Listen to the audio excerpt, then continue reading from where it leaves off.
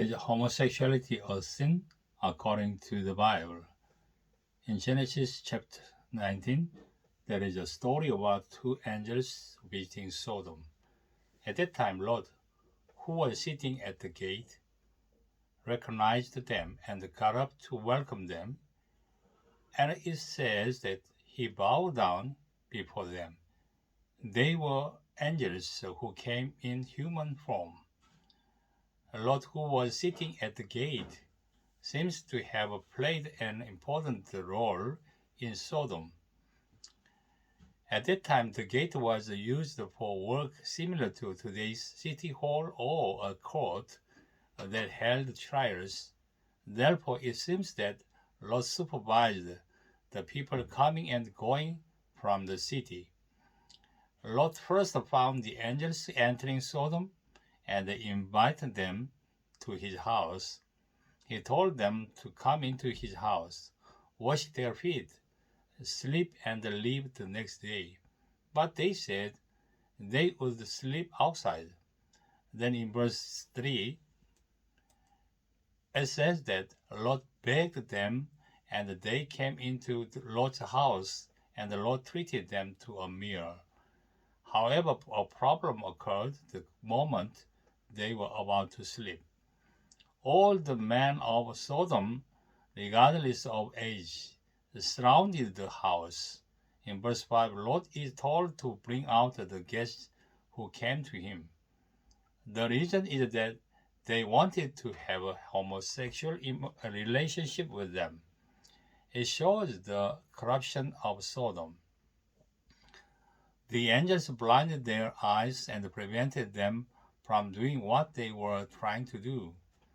Judging from this, we can see that homosexuality was rampant in Sodom and Gomorrah at the time. God decided to judge their sins. That is why the angels came to judge Sodom. On the other hand, they came to save Lot's family during the judgment. Therefore, the angels came to Sodom to carry out salvation and judgment. While the men of Sodom threatened to have homosexual relations with the angels, Lot actively protected them. In the end, the men of Sodom failed and returned. The angels judged Sodom with fire, and Lot, his wife, and his two daughters were saved. Homosexuality was already rampant in Lot's time. Therefore, homosexuality is very old in the history of the world, and the sexual immorality and the homosexuality of Sodom and Gomorrah are compared to sins of Jerusalem and Judah. Ezekiel chapter 16, verse 45. Now this was the sin of your sister Sodom. She and her daughters were arrogant, fed, and unconcerned. They did not help the poor and needy. Verse 50. They were haughty and did detestable things before me. Therefore I did away with them, as you have seen.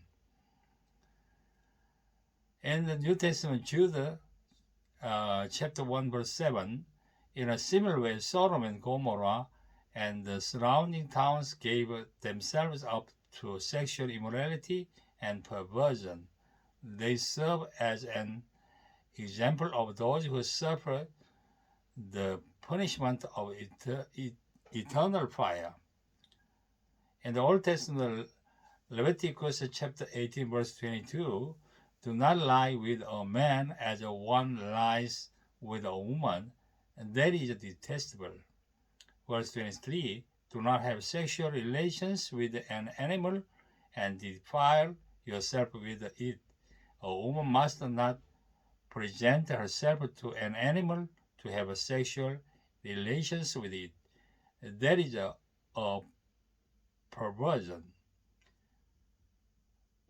Leviticus chapter 20, verse 13, if a man lies with a man as one lies with a woman, both of them have done what is detestable. They must be put to death. their blood will be on their own heads. Verse 15. If a man has sexual relations with an animal, he must be put to death, and you must kill the animal. Verse 16. If a woman approaches an animal to have sexual relations with it, kill both the woman and the animal. They must be put to death. Their blood will be on their own heads. What does the New Testament say about homosexual immorality? Romans chapter 1 verse 26. Because of this, God gave them over to shameful lust. Even their women exchanged natural relations for unnatural ones. Verse 27. In the same way, the men also abandoned natural relations with the women and were inflamed with lust for one another. Men committed indecent acts with other men and received in themselves the due penalty for their perversion. Some say that homosexuality is only mentioned in the Old Testament and does not apply to the New Testament era. When Jesus came and abolished the law, however, Jesus said, Matthew chapter 5 verse 17 to 18, do not think that I have come to abolish the law or the prophets. I have not come to abolish them, but to fulfill them. I tell you the truth, until heaven and earth disappear, not the smallest letter, not the least stroke of a pen, will by any means disappear from the law until everything is accomplished.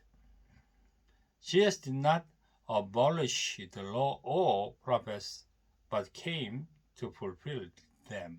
Jesus did not approve of homosexual marriage and said that marriage is only between a man and a woman according to the principle of God's creation.